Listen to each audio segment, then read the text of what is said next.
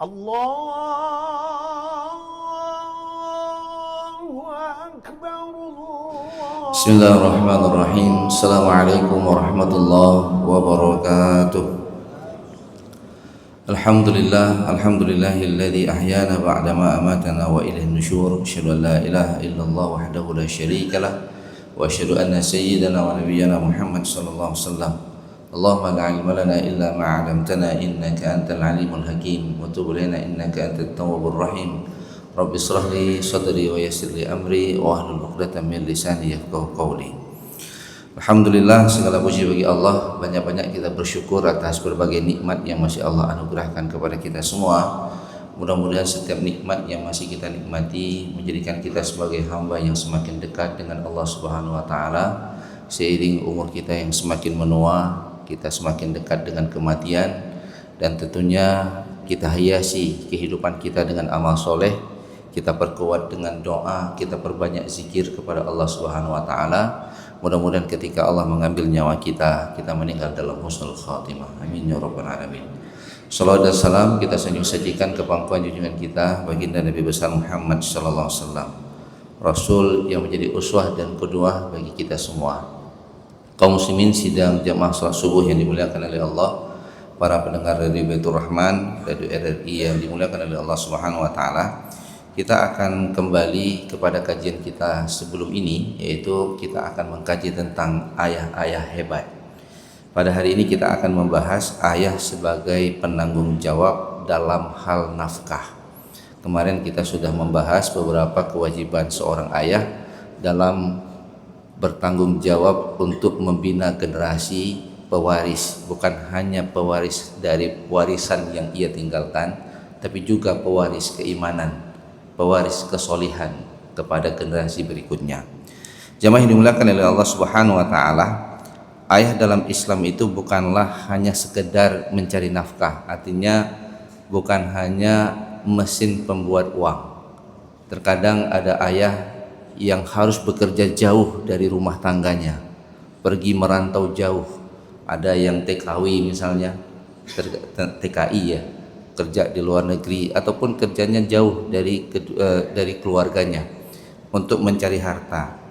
Tanggung jawab seorang ayah bukan hanya kemudian dia mencari harta, tapi harta yang dicari oleh seorang ayah itu bukan hanya untuk memenuhi kebutuhan yang sifatnya duniawi, makan, minum, sandang, pangannya, tapi bagaimana kemudian harta yang ia bawa pulang itu kemudian menjadi sarana penguat agama, penguat jiwa, penguat spiritual bagi isi rumah, apakah istri dan juga anak-anaknya.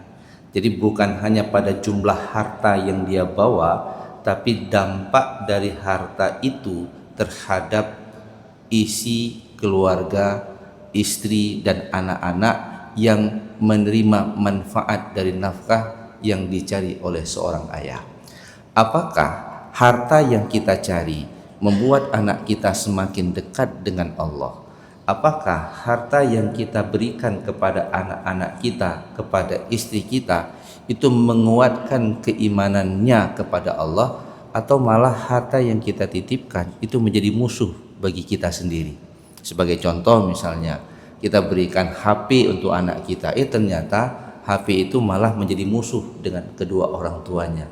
Ketika HP itu diambil sama orang tuanya, marah anaknya sama orang tuanya. Nah, maka jemaah yang dimuliakan oleh Allah Subhanahu wa taala, maka tanggung jawab seorang ayah dalam mencari nafkah bukan hanya seberapa banyak nafkah yang dia berikan kepada keluarganya, tapi sejauh mana harta yang kita berikan kepada keluarga kita mendekatkan keluarga kita dengan kita sebagai ayah, mendekatkan antar anggota keluarga, dan lebih jauh membuat mereka semakin dekat dengan Allah Subhanahu wa taala. Bagaimana Al-Qur'an menjelaskan ini? Bahwa kewajiban ayah adalah mencari nafkah.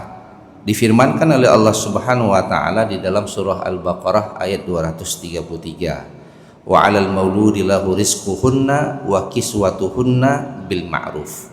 Dan kewajiban seorang ayah adalah memberikan dan pakaian kepada ibu ataupun anggota keluarga dengan cara yang patut. Cara yang patut, bukan cara yang berlebih-lebihan.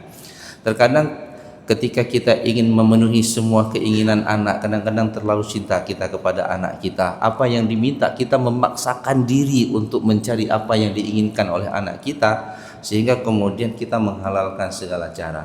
Maka jemaah yang dimuliakan oleh Allah Subhanahu wa taala, nafkah yang kita cari sebagai seorang ayah itu mencakup makanan, minuman, pakaian, tempat tinggal, pendidikan bagi anak-anak kita, dan juga menjamin kesehatan mereka.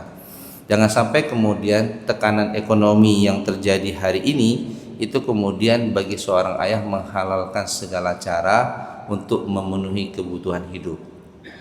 Terlibat dengan pinjaman online, pinjol, kemudian praktek curang dalam bisnis. Nauzubillah, kalau kemudian ada yang menggelapkan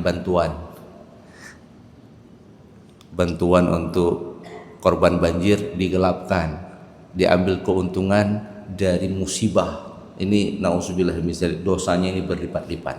Maka jemaah yang dimuliakan oleh Allah Subhanahu wa taala, ini tanggung jawab seorang ayah dalam mencari nafkah yang diamanahkan oleh Allah Subhanahu wa taala di dalam surah Al-Baqarah ayat 233. Lalu yang kedua, bahwa kita harus memahami bagi kita sebagai seorang ayah ketika mencari nafkah itu bahagian daripada ibadah.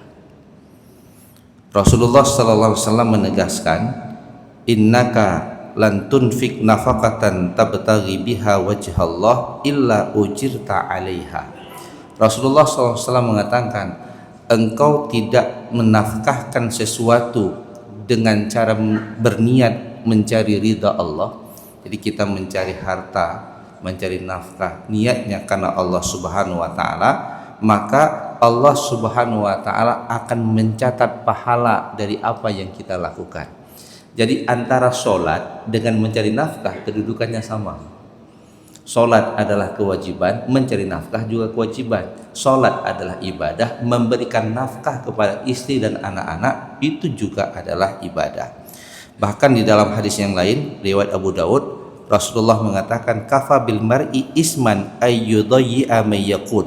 Cukuplah seseorang itu berdosa jika ia menelantarkan orang yang menjadi tanggung jawabnya. Kita punya istri, kita punya anak, Allah wajibkan kita memenuhi nafkah kepada istri dan anak-anak kita, lalu kita abaikan, maka kita menanggung dosa karena kita tidak memenuhi tanggung jawab kita sebagai seorang ayah untuk menafkahi anak dan istri kita. Jemaah yang dimuliakan oleh Allah Subhanahu wa taala. Lalu Islam menjelaskan ada beberapa prinsip bagaimana kemudian seorang ayah mencari nafkah. Yang pertama, ini yang sudah sering kita bahas, bahwa kewajiban kita dalam mencari harta bukan sekedar banyak, tapi pastikan itu halal. Ini jemaah yang dimuliakan oleh Allah Subhanahu wa taala. Jauhi segala praktek yang dilarang di dalam Islam. Apakah jual beli dengan cara yang curang, punya unsur tipu menipu, terlibat dengan riba, terlibat dengan judi, terlibat dengan game online untuk mendapatkan keuntungan dan seterusnya. Maka kita harus memastikan harta yang kita bawa pulang itu adalah harta yang halal. Harta yang kita berikan kepada istri dan anak kita adalah sesuatu yang kita yakini adalah ibadah yang mendorong mereka untuk kemudian bisa beribadah kepada Allah Subhanahu wa taala. Maka saya teringat dengan apa yang dikatakan oleh Imam Al-Ghazali. Salah satu yang menyebabkan anak kita itu jauh dari Allah, susah untuk dibangunkan sholat, susah untuk diajak untuk beribadah, itu dikarenakan terlalu banyak asupan makanan yang haram masuk ke dalam tubuhnya. Pertanyaannya, siapa yang mendistribusikan itu kepada mereka? Itu ayahnya. Jadi jangan salahkan dulu seorang anak itu tidak taat kepada ayahnya, ataupun tidak taat kepada kedua orang tuanya, ataupun kita bilang durhaka. Ngecek dulu rekening yang kita berikan kepada anak kita itu sumbernya halal ataupun tidak.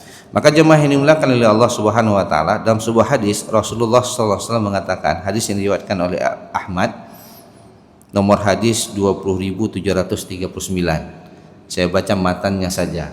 Innaka lan tada' syai'an lillah illa abdalakallahu biha ma huwa khairu minhu.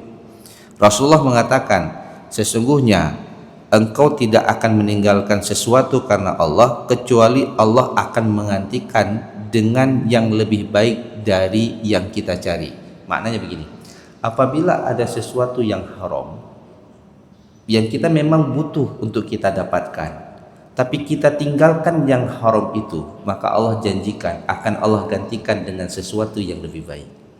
Jadi jangan paksakan Bapak Ibu yang dimuliakan oleh Allah, ya dikarenakan ini kebutuhan hidup, tidak ada pilihan lain, maka kemudian kita menghalalkan segala cara untuk kita dapatkan walaupun itu haram. Padahal Rasulullah mengatakan apabila seseorang meninggalkan sesuatu itu dalam keadaan haram dan dilakukan karena Allah, aku tinggalkan karena Allah, ini sesuatu yang diharamkan oleh Allah, maka Allah akan menggantikan dengan sesuatu yang lebih baik. Maka kemudian jemaah yang dimuliakan oleh Allah, ada doa yang diajarkan oleh Ali bin Abi Thalib. Allahumma kfini bihalalika an haramika wa aghnini bifadlika amman siwa. Ya Allah, cukupkanlah aku dengan yang halal darimu sebagai ganti yang haram. Jadi jangan kemudian kita paksakan, apa yang halal cukupkan ya Allah, dan jadikan aku hanya berserah diri kepadamu, bukan lain dari kekuatan dan kebesaranmu. Jadi jemaah yang dimuliakan oleh Allah, pastikan ya apapun yang kita bawa pulang bukan pada jumlah banyaknya, tapi pastikan yang kita berikan kepada keluarga yang kita cintai adalah sesuatu yang bersumber dari yang halal, sesuatu yang kita cari dengan cara yang halal. Dalam Al-Quran surah At-Talaq, Allah Subhanahu wa taala ayat 7 menjelaskan liyunfik zu sa'atin min sa'ati. Hendaknya orang yang mampu itu memberikan nafkah menurut kemampuannya. Maka jemaah yang dimuliakan oleh Allah Subhanahu wa taala, jadi ayah yang baik bukan hanya dia bekerja keras, bukan hanya dia banting tulang untuk anak-anaknya, tapi ayah yang baik adalah dia yang mampu membawa harta yang halal ke rumahnya, ayah yang baik yang menghadirkan kejujuran dalam mencari harta, dan dia menjadi teladan bagi anak-anaknya. Dulu saya pernah menceritakan bagaimana para ummahatul mukminin ketika melepaskan suaminya untuk bekerja. Ketika mereka akan pergi untuk bekerja, maka para istri itu menghampiri suaminya dan lalu mengatakan, wahai suamiku, kami siap untuk tidak makan, jangan bawa pulang yang haram ke rumah ini. Nah, jemaah yang dimuliakan oleh Allah Subhanahu wa taala, kita berharap istri kita, anak-anak kita itu menjadi benteng yang ketika kita bawa pulang sesuatu, dia berani bertanya, ya ini halal apa haram. Itu akan membatasi kita untuk kemudian menjadi mawas diri dalam bekerja. Jangan sampai ya orang lain ada, kita kok nggak ada, padahal jabatan ayah lebih hebat dibandingkan mereka. Coba olah aja ya sedikit. Ini bahaya. Kenapa? Isi rumah mendorong si ayah untuk kemudian mengumpulkan harta dari sesuatu yang tidak dibenarkan di dalam Islam. Maka jemaah yang dimuliakan oleh Allah, ayah yang hebat adalah ayah yang bertanggung jawab dalam nafkah, tapi bukan pada jumlah nafkahnya yang dia bawa pulang, tapi sejauh mana nafkah yang ia berikan itu berdampak kepada kesolihan isi rumah tangga. Rumah yang kita bangun menjadikan rumah tempat membesarkan Allah. Uang yang kita berikan kepada anak-anak kita menjadikan anak-anak kita dekat dengan Allah. Alat kebutuhan anak yang kita belikan menjadikan mereka menggunakan sesuai dengan apa yang diinginkan oleh Allah Subhanahu wa taala. Ini menjadi tugas dan tanggung jawab seorang ayah. Maka jemaah yang dimuliakan oleh Allah Subhanahu wa taala, tanggung jawab ayah itu sangat besar di dalam Islam. Oleh karena itu, pendidikan anak kita, masa depan anak kita tanggung jawab yang paling utama dalam rumah tangga adalah kehadiran seorang ayah. Tapi ingat, ayah bukan hanya mesin pencari uang, tapi dia bertanggung jawab dari mana uang itu, kemana uang itu digunakan, apakah uang itu, nafkah itu yang kita berikan mendekatkan mereka kepada Allah ataupun tidak, itu akan menjadi tanggung jawab kita. Maka Hasan Al-Basri itu berkata, didiklah anakmu, karena kelak engkau akan ditanya tentang anakmu, apa yang sudah kamu lakukan terhadap anakmu, apa yang sudah kamu didik terhadap anakmu, sebelum mereka ditanya tentang dirimu. Kenapa? Anak dan istri adalah amanah yang telah Allah titipkan kepada kita. Mudah-mudahan kita bisa bertanggung jawab terhadap anak dan keluarga kita. Hadanallahu wa iyyakum ajmain. Wallahu muwaffiq ila aqwamit thariq. Assalamualaikum warahmatullahi wabarakatuh. اللهم أعنا على ذكرك وشكرك وحسن عبادتك. ربنا اغفر لنا ذنوبنا ولوالدينا وارحمهم كما ربونا صغارا ولجميع المسلمين والمسلمات والمؤمنين والمؤمنات الأحياء منهم والأموات برحمتك يا أرحم الراحمين. اللهم انصر إخواننا المسلمين المستضعفين في فلسطين. اللهم انصرهم على أعدائهم. اللهم انصرهم نصرا عزيزا. اللهم أعز الإسلام والمسلمين وأهلك الكفرة والمشركين ودمر أعداءك أعداء الدين واجمع كلمة المسلمين على الحق يا رب العالمين. ربنا آتنا في الدنيا حسنة وفي الآخرة حسنة وقنا عذاب النار. وصلى الله على سيدنا محمد وعلى آله وصحبه وبارك وسلم والحمد لله رب العالمين. الفاتحة. ورحمة الله. أعوذ بالله من الشيطان الرجيم. بسم الله الرحمن الرحيم. الحمد لله رب العالمين الرحمن الرحيم مالك يوم الدين. إياك نعبد وإياك نستعين. اهدنا الصراط المستقيم صراط الذين أنعمت عليهم غير المغضوب عليهم ولا الضالين. آمين يا رب العالمين. صلى الله على سيدنا محمد صلى الله عليه وسلم. Terima kasih Gibraltar. Terima kasih.